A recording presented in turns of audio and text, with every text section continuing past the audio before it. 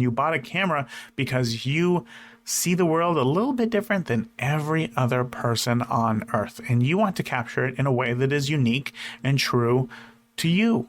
And the camera is going to help you do that, but it's only going to help you do that if you know how to use the camera. That's the only way.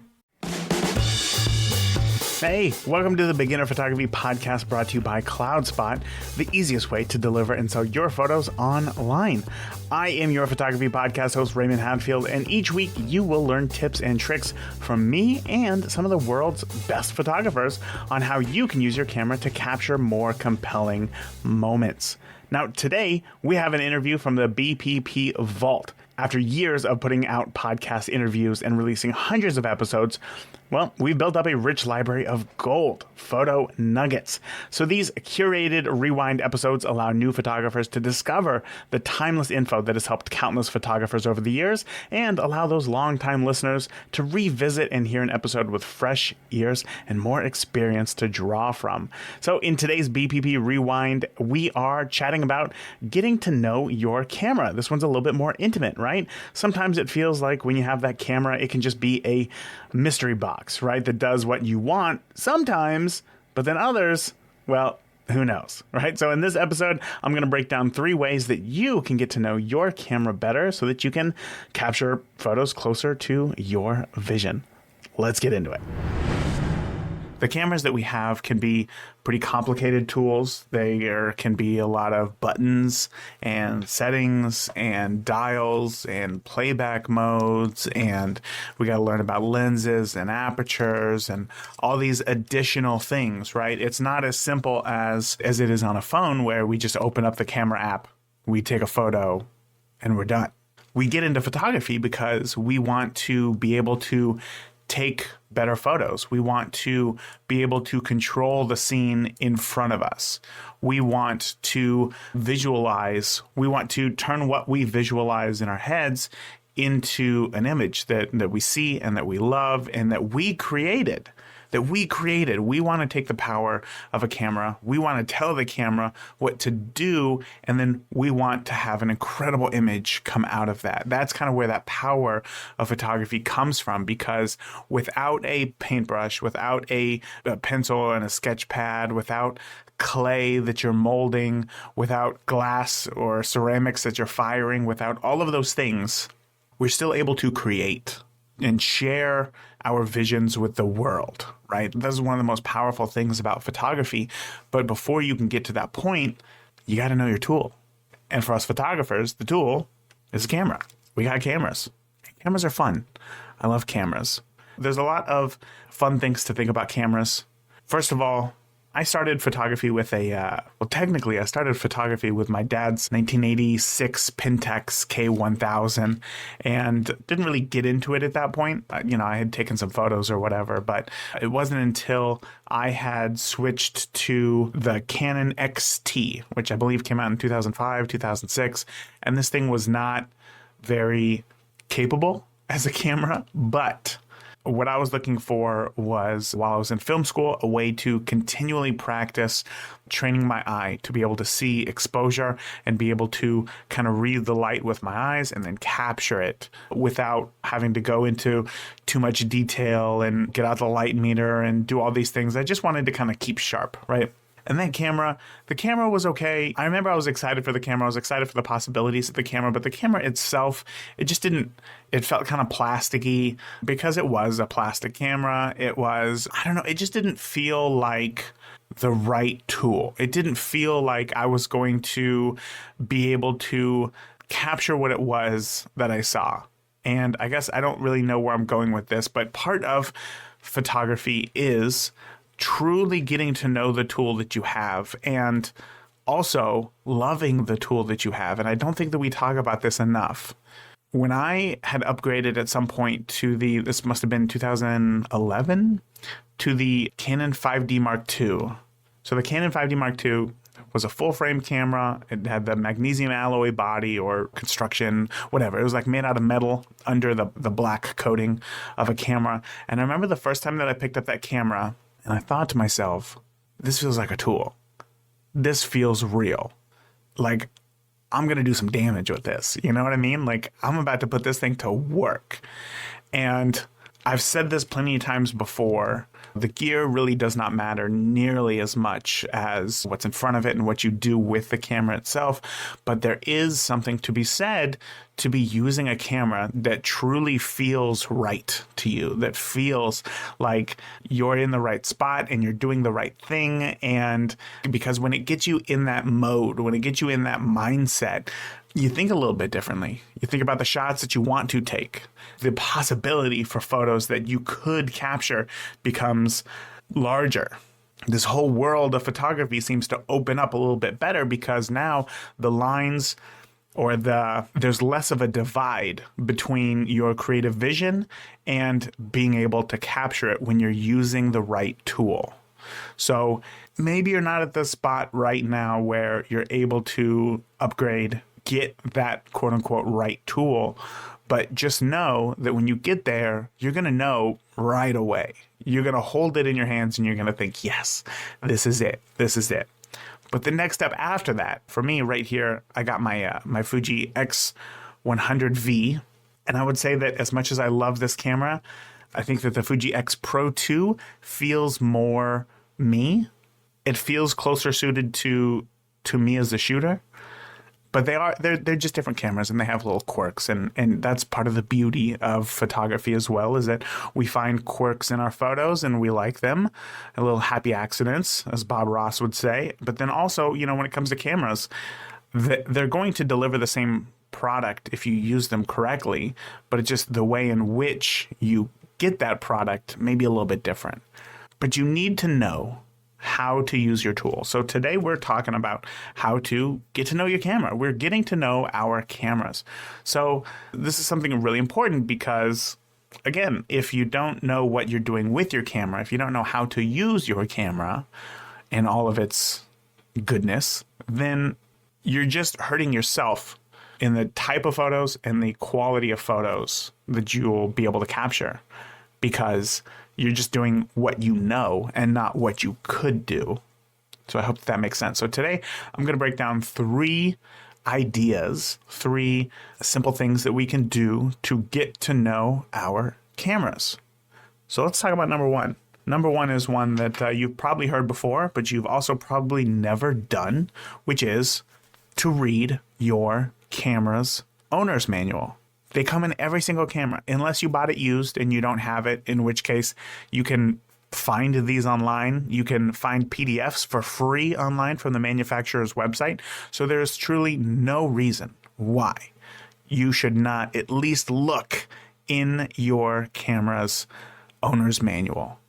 And why? Well, this right here is the owner's manual for my Fuji X Pro 2. And on it, there's a nice little list right here off to the side of everything that's inside. And let me read that to you real quick. So obviously there's a before you begin. There's a first steps with your camera, basic photography and playback with your camera, basic movie recording and playback with your camera, the quick menu buttons, the function buttons, more photography and playback modes, menus, connections, technical notes, troubleshooting, and the appendix. That is a lot to cover in this camera. And I mean, if you look at this thing, I don't know how many pages it says. Let me see if I can find out real quick. It's more than 100. We're at 150. Wait, it's 157 pages. All about the information on how to best use your camera. Now I get it. We can be, as photographers, very creative minded and very visually minded. And the idea of sitting down to read 157 pages of technical notes about a camera sounds terrible. It literally sounds like one of the worst things I could ever want to do with my time in photography. I get that. I totally understand that. But the manuals of today I think that they're built for today. I don't think that these are as technical as you may think. They're not written by, well, I mean, they probably are written by, the camera scientists who put these things together. But I think that these camera manuals are also written with the photographer in mind, whereas they probably weren't, 10 years ago. Today, it feels like they are. So the questions that you probably have are going to be in this manual.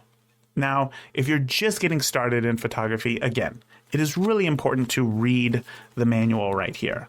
So we'll just go inside. And of course, there's things like don't throw the battery in the trash. And this is what a battery looks like. And here's how you put it in.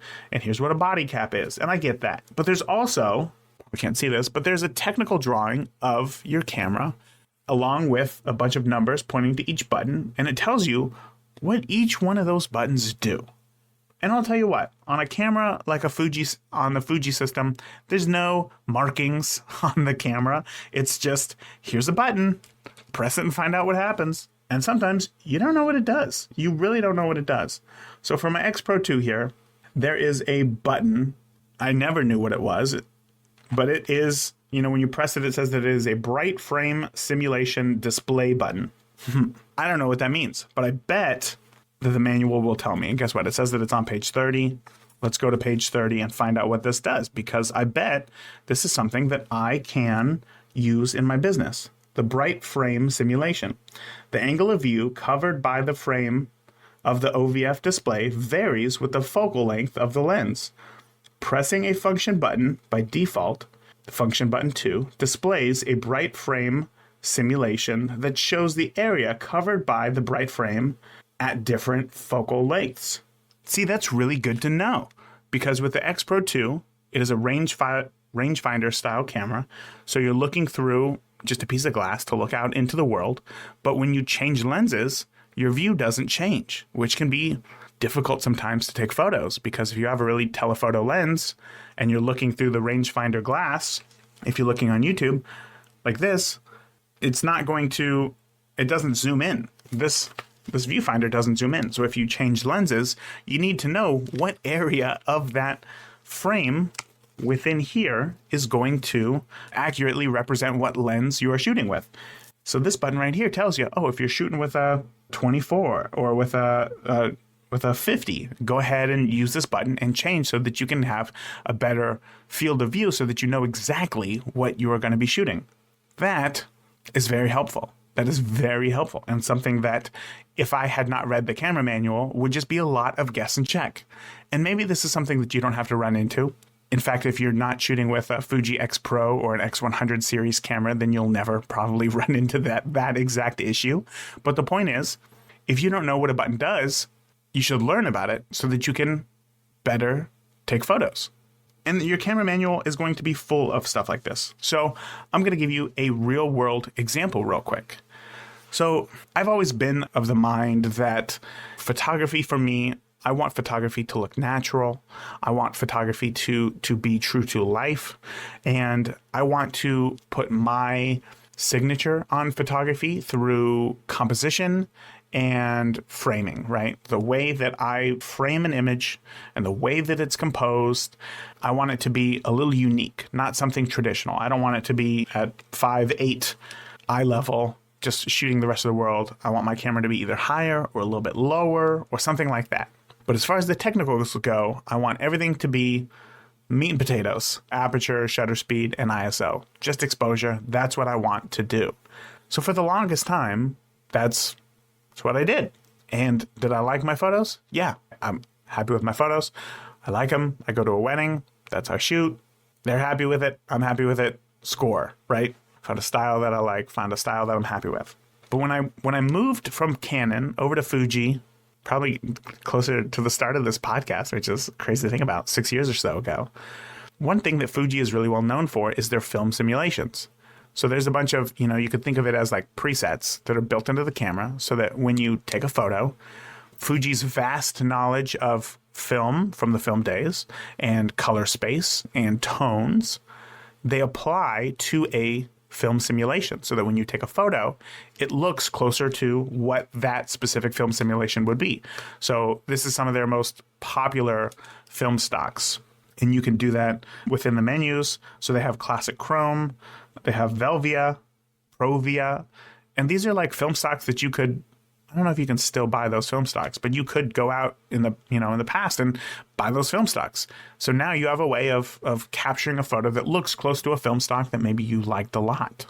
And I thought that was really cool. Well, immediately I fell in love with their classic chrome film simulation. It's beautiful, and it just seems to work in every setting, everyday settings. It's just it's a little bit more contrasty. It's a little bit more vibrant, and I just love it. So for the past 5 years, I've been shooting in nothing but classic chrome. That was it. I never even really ventured out into any of the other film stocks that they have built into the camera. Well, as you can imagine, as more people move to Fuji, as more people share their thoughts about Fuji online and things that they can do, I started seeing more and more people posting like film simulation recipes online where you can take this list of settings from highlights, shadows, clarity, color, sharpness, and even the film simulation itself, and then put all these together into a recipe for a different film stock. Well, one of my favorite film stocks that I started off with really early was Kodak T-Max 3200.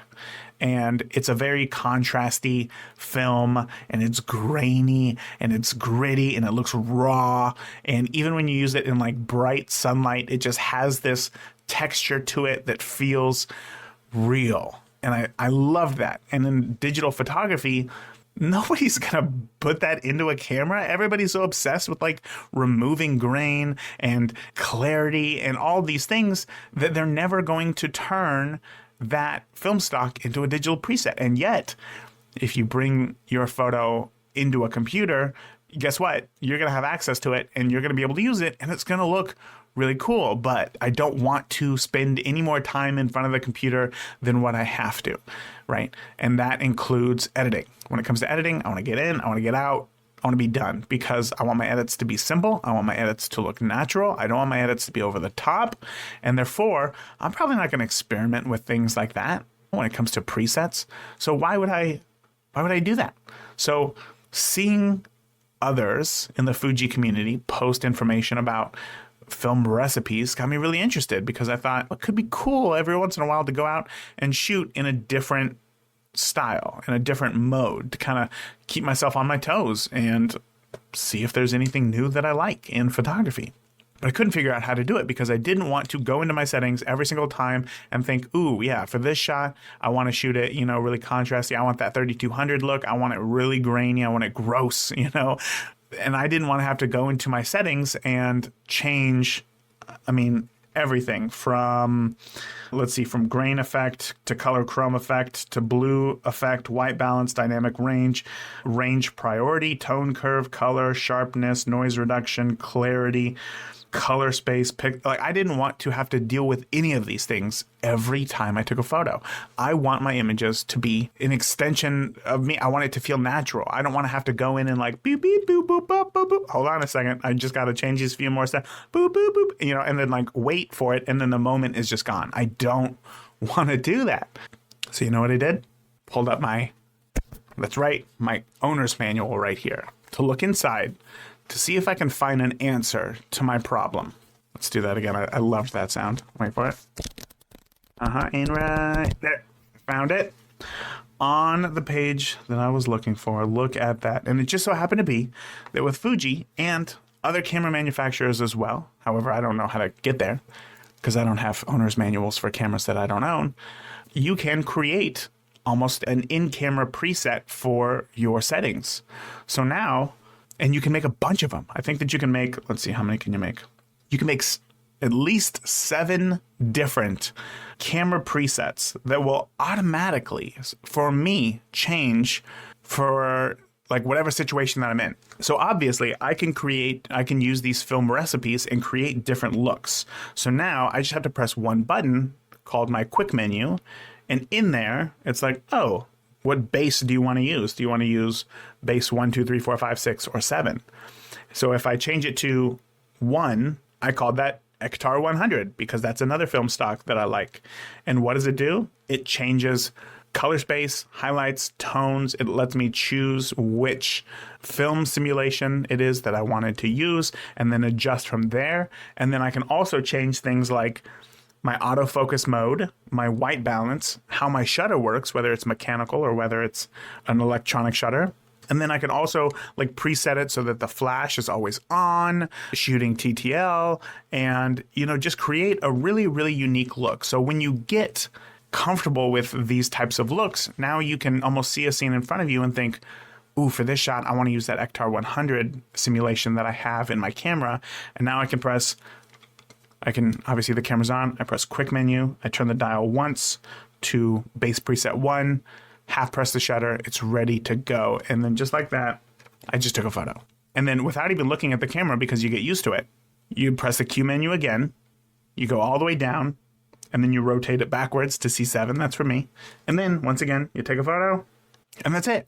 Now, I just took 2 different photos. One, bright, vibrant, colorful. The other one, dark, grungy, dirty, right? Within, I don't know, I mean, you could do that within 3 seconds of each other without having to go deep into your menus and have to change your settings every time. You can save these, I would consider more of like a user preset, but it's like a quick menu, right? For you to go in and save these things.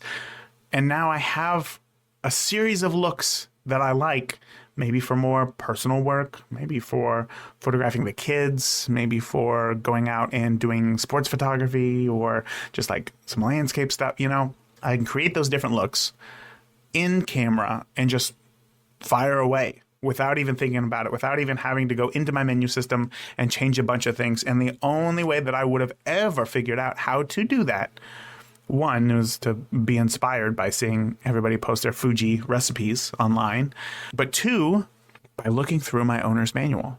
So I urge you, please, please, please, if you want, never mind, I'm not going to ask you, I'm not going to beg, I'm not going to say please for this. If you want to be a photographer, you have to know the tools that you want to use. You have to know the tools that you want to use. And to do that, who better to learn from than from the manufacturer itself who made the camera? So if you want to be a better photographer, start by reading the manual. You're going to learn a ton of different things. Do it with your camera by your side so that you can like actually go through and press the buttons and say, oh, wow, that's how that works. That's how you do it. So that was number 1. The number 1 way to get to know your camera is to just simply read the manual. It's kind of a crazy concept, but I think that you are all smart enough to realize the power of it. Okay, number 2. On this 3-part series of how to know how to get to use your camera. That sounded bad. This 3-part series on getting to know your camera. There you go. So number 2 is just to spend time with the camera. That's it. First part, you educate yourself with that manual. Second part, you get your hands on that camera and you spend some time together and you shoot with it. Now, when we talk about just shooting, I mean, you could just go out and you could just shoot things, you know, you could just take photographs and that's it. Or you can shoot with intention. Now, personally, I think that it's better to shoot with intention because when you get a photo that you really like, that was all you, and it wasn't any part of the camera or anything. So shooting with intention in this part where we're going to spend some time with our camera shooting means you need to learn 2 different things. You need to learn the camera itself. So you need to become familiar with the camera, the buttons, the settings, if something goes wrong and it's not working, why not? You got to know those things. And then 2 is the technical side of things. All right. So when it comes to being familiar with your camera, that's kind of the first spot, right? So we can go into our manual right here, right? We learned all the information that we needed, and now we just go out and we think to ourselves, okay, so if I wanted to photograph, like if I was just walking around and, oh, there's a bird right there. I want to photograph that bird, right? So you take your camera, what's the most efficient way that you can change your settings? What would be the most important settings that you would need to change, and how do you change them quick to be able to capture that bird in flight, right? How would you go ahead and do that? These are the things that you need to be familiar with. These are the things that you're going to get familiar with. So when you're out, and sometimes this just takes some fumbling around, right? Where is the ISO button? Oh, okay, here it is. I'm going to change that to 400. Now I realize that, if you're going through this and a bird's flying over, it's probably gone by this point, but it's always still good practice to see how fast you can do it. Okay, so then I know that I'm probably going to want to go to like f8 because, you know, you want a nice, this for one, the sky is very bright and you got to stop down. And then for two, you don't want to shoot this thing at f1.4 and have the bird, even if it's, you know, properly, even if the focus point nails it, it's still out of focus because it's moving so fast away. So you want to use f8 to have a better depth of field, and you want continuous autofocus mode. So you're going to change that, and then got it. Cool. Awesome. All right. So now we're walking, and let's see, now we're walking in like a little nature path, and there's a canopy of trees over us. So you're probably going to want an aperture of like f2.8 maybe to let in more light because of how much the trees are blocked out. And since we're just walking kind of like a nice, you know, since there is still technically plenty of light, we're going to go down to, I don't know, ISO 200. That seems about right. And then I'm going to change my shutter speed to 1/250th of a second. And I'm going to take a photo right here. Oh, no, still a little bit too bright. I'm actually going to go down on my ISO to just 100. And cool, that looks good. Now this is just kind of like my everyday walk around for this type of light right here. Awesome. So spending some time and getting out and like really getting to know and becoming familiar with your camera and its settings is going to be incredibly important because, again, there are times where something happens in front of your camera and you weren't expecting it and you want to be able to capture it. This is typically kids, or this is pets, or this is something going on outside, and you need to know the tool that you're using to be able to quickly change your settings. And when it comes to all the exposure settings, aperture, ISO, shutter speed, typically camera manufacturers make it relatively easy to change those things without having to look into the manual of your camera. But there will be other things like autofocus performance, autofocus modes, just things like that. Like, how do you get to those types of settings? Like, what if you want to record a quick little movie? Do you have to go into the settings for that? These are the things that you need to know. And these things happen inside of your camera menu. So that's where you got to figure these things out. This is where you need to become familiar with your camera. See what situations work best in what types of things. Essentially, that's how that works right there. Okay, so the next part of this, we're still on number 2, right? Getting familiar with your camera and spending time out and shooting. So the first part of that is being familiar with the camera, the buttons, kind of how to use it, just getting comfortable with it in your hands so that it doesn't feel like super fragile, because it's not. Even if you have like an entry-level camera, they're pretty rugged. Maybe don't go scuba diving with it, but it doesn't need to be fully padded and protected, and because the more things that get in the way, the less you're going to be shooting because it's going to be kind of cumbersome. So the next part that we need to take care of is things like the technical. It's the technical side. We get familiar with our cameras. Now we need to know the technical side of our cameras. So this is more of a clinical type exercise, I suppose. Getting to know our cameras and the technical side of it. Each camera is going to be different. What I mean by that is that Canon XT that I had back in 2006, I would not go over ISO 100 because it was just terrifying there would be so much noise in the image that it would almost always be unusable. So that means that the camera was very limited in the types of shooting situations that I could be in. Now, later on, I upgraded to a Canon 40D, and then I was happy shooting at ISO 1600. That was a full extra stop of light. And then I went to the 5D Mark II, and then I could shoot at 3200. And that was another additional stop of light that I could use at my disposal. Now, I know that the ISO range on these cameras go up much higher, much, much, much higher. But I'm looking for a usable image to my standards. So how do I figure that out? Well, it's not just guess and check. It's not you're at a wedding, oh, let's see if I can shoot it, I don't know, ISO 8000 and see if it works, because you're going to be, sorely mistaken. You're probably not going to be able to do that because you're going to find that you're going to have some pretty bad images that you're not happy with. So the only way to figure that out is to do the testing now before you get into a situation where you have to second guess yourself. So the easiest way to do that is, obviously there's really 3 things that you're going to be testing out. One's going to be your aperture and sharpness, lens sharpness. The other one's going to be ISO performance. And then the last one is going to be, autofocus, right? Autofocus and how it performs as well. So the first thing that you can do, the first two, you can just use a tripod to set up and take these images and capture them for yourself. So I recommend getting your camera on a tripod, pointing it at having a table set up, and then having an object set up in front of your camera. So this can be something like, I like to use, first of all, I always have chapstick around, and chapstick has very, very small words on it. So I like to use that because that becomes a good judge of image sharpness. So if you put this thing of chapstick or something with small intricate details about a foot or so away from your camera, you open up your aperture all the way. So in my case with this Fuji X100V, that would be f2, an aperture of f2. And then the camera would be set up on a tripod. The shutter speed would be automatic because I don't need to adjust the shutter speed. I just want it to be properly exposed. I'm not trying to take photos with intention here. I'm just trying to test out image sharpness, right? So I put the camera in aperture priority, set the aperture to f2, camera's on a tripod, take a photo, chapstick, click, okay, cool. And then I also set your camera on a timer so that the act of you pressing the button on your camera doesn't shake the camera enough to impact the image sharpness, right? So set like a 2-second timer, you take the photo, okay, that was good, and then change it to f2.8. Take the same photo. Okay, that was good. Go up to f4. That was good. 1, 2, 3. That's f5.6. Take the photo and take it all the way up until like as high as your lens goes. So in my case for the X100V here, that's f16. So now what do we do with all those photos? Well, one, you take those into your computer, and if you don't already have a good understanding of how aperture works, you're going to be able to see the depth of field increase, which is very cool. But also, you're going to be looking for image sharpness.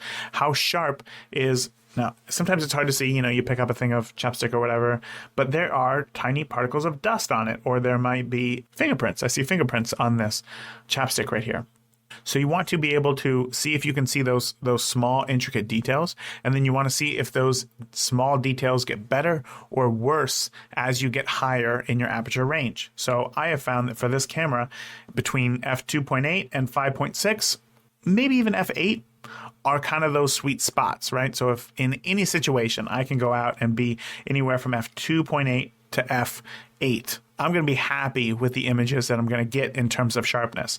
At f11 and f16, I get what they call diffraction, which is where light has a hard time getting in the opening of the lens itself and sometimes can scatter a bit. It's just not as sharp. And then at f2, while I do think that it's sharp enough for like web resolution and stuff, it's not so much for print. It can be a little bit shallow for print and just not as sharp as I would like it to be on the edges. So therefore, I know that in between f2 or f2.8 and f8 itself. So that's f2.8, f4, f5.6, and then f8.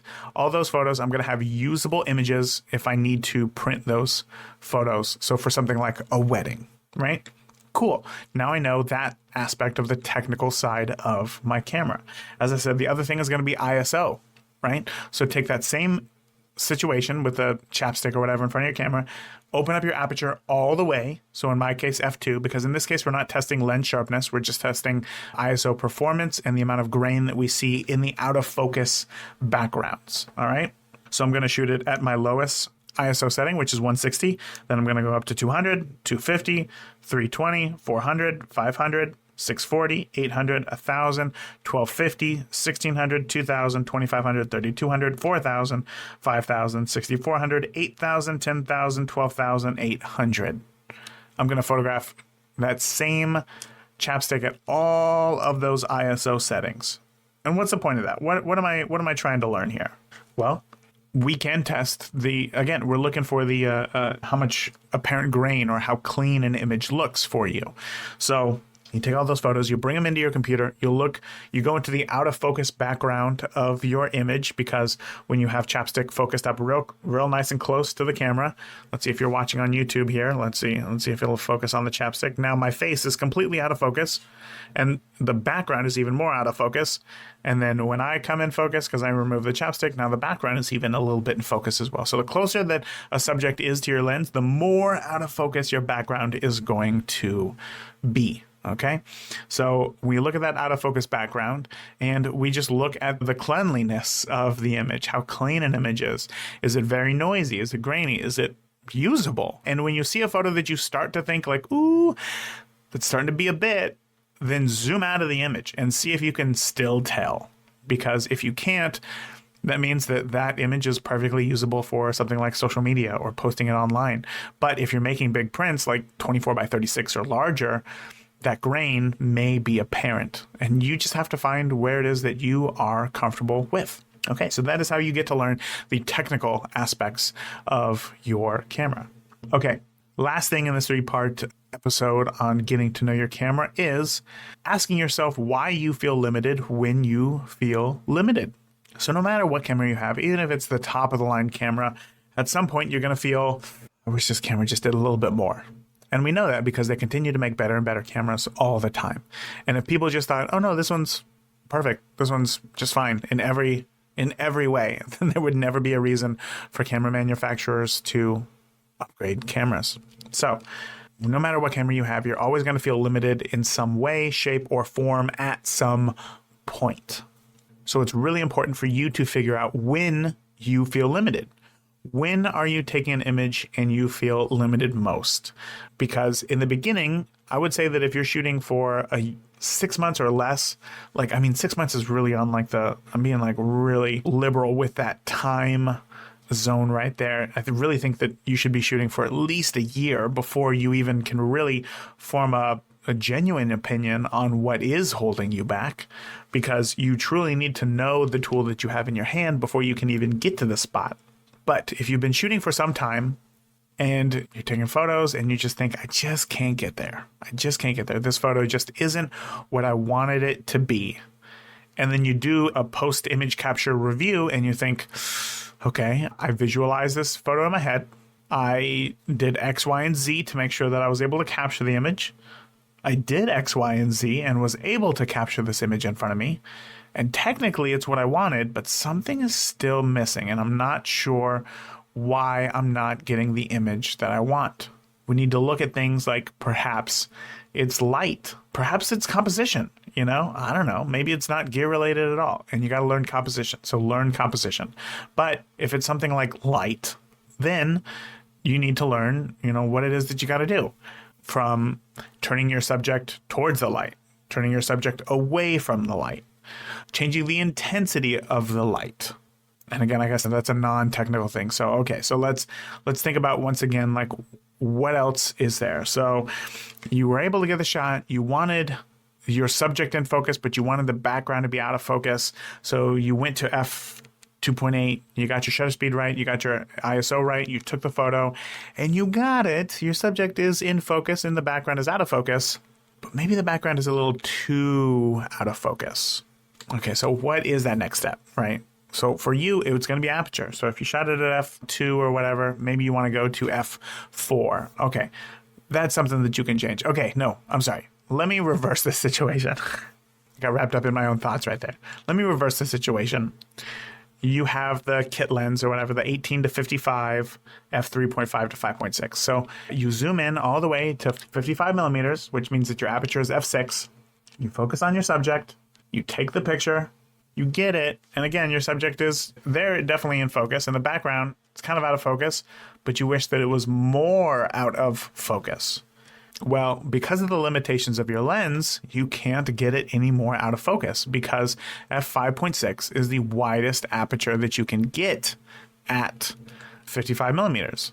So that means that if you want to change up your image and get the photo closer to what you saw in your head, then you have to upgrade, right? This is when you make those decisions. In this case, it's going to be your lens. So then you would upgrade to a 50 millimeter 1.8 lens or something like that. Maybe a 35 millimeter 1.8 lens. That's up to you, whatever it is that you like most in terms of focal length. So then what else is there? Well, there's also ISO performance. If you are shooting with an entry-level camera and, we're talking the Canon T series camera, so the T6, 7, whatever it is, or the Nikon, like a 3200 or that series of cameras, when you go out and say it's getting to be, or you're inside, you don't go out, you're inside. And there's like a family gathering or a get-together or something like that, and you're taking photos inside, and you realize that to get a properly exposed image, you have to photograph everything in ISO 3200. And even then, people are still just like a little bit blurry because you can't get in enough light, and your images are grainy because you had such a high ISO. That's a limitation of your camera. And that's not something that you can that's not something that you can upgrade at all. Like with a lens, you can get a faster lens to allow in more light, which can keep your ISO lower. But if you have a lens like a 50 millimeter 1.8 that can allow in a good amount of light, but you're still shooting at ISO 3200 and you're not able to get in all the light that you need, and the photo is really grainy, that is where you have your limitation. That's the limitation, and you need to upgrade your camera. But these are the things that will come in time. You know, these are the things that you're going to figure out. And then when that happens, then you just make decisions based on what's appropriate in this situation, right? So if it's your lens, just get a new lens. Save up for a new lens. But if you think that it could be ISO performance and not your lens, then it's going to have to be the camera. So figuring out when you feel limited by your camera, figuring out what situations your camera shines in and what cameras, again, it feels limited in, is going to make you a better photographer, because now you're not, if somebody asks you like, hey, my daughter's having a birthday party, can you, come over and take a few photos? You're going to know that, if it's inside, the photos are not going to be good. They're not going to like them. That's going to reflect negatively on you unless you get something like a different camera or a flash, which if you're not comfortable with flash is a whole nother ball game right there. But again, knowing your limitations, knowing what situations your camera shines in and does not shine in, is how you get to know your camera. So let's go ahead and recap what we learned today. Step 1, take an hour or so to go through your camera's manual. There's going to be things like, batteries or whatever that you don't need to, I know not to throw away my batteries in the garbage can. I can skip over that stuff. Okay, but then once you find something, that's interesting. Okay, read that page. Go through the manual and just see what is available in the manual and read what is interesting to you or what you don't know about. That's going to open up a world of possibilities for you. Number 2, spend some time with your camera. Go out, just get familiar with it. Just shoot and get it to where it's comfortable in your hand.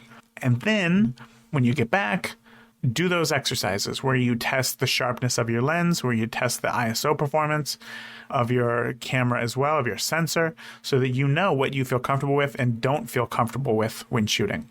And then last, when you start to feel limited, ask why you're feeling limited. If your image is too grainy, why is it too grainy? Oh, well, it's because I shot this at ISO 12,800. Of course it's going to be grainy. I don't care if you have a brand new top of line camera, it's still going to be grainy at ISO 12,800. So where do you need to be in that situation, right? And if you need more light, maybe it's time to upgrade your camera. So that is how you get to know your camera. I want you to get out and I want you to fully understand how your camera works, because again, you bought a camera because you see the world a little bit different than every other person on earth. And you want to capture it in a way that is unique and true to you. And the camera is going to help you do that. But it's only going to help you do that if you know how to use the camera. That's the only way. So please, get to know your camera. Take it out on a nice long walk on the beach or a nice nature walk and spend some time with it. Get to know it. Get to know each other. See where you two shine together and see where you two kind of butt heads. It's kind of like a relationship in that way, right? Photography is like a relationship. I don't know where I was going with that. But again, once you get to know your camera, you're going to be able to break down those barriers between what you see in your head and the image that you capture, allowing you to capture more compelling images.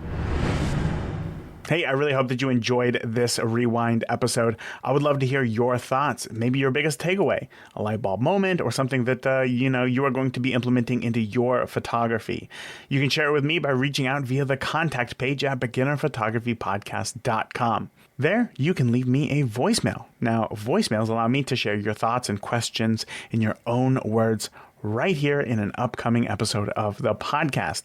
Now, there's nothing to download to send me a voicemail. And of course, you can preview what you say before you hit send. You got nothing to lose. So head over to beginnerphotographypodcast.com to send in your voicemail now.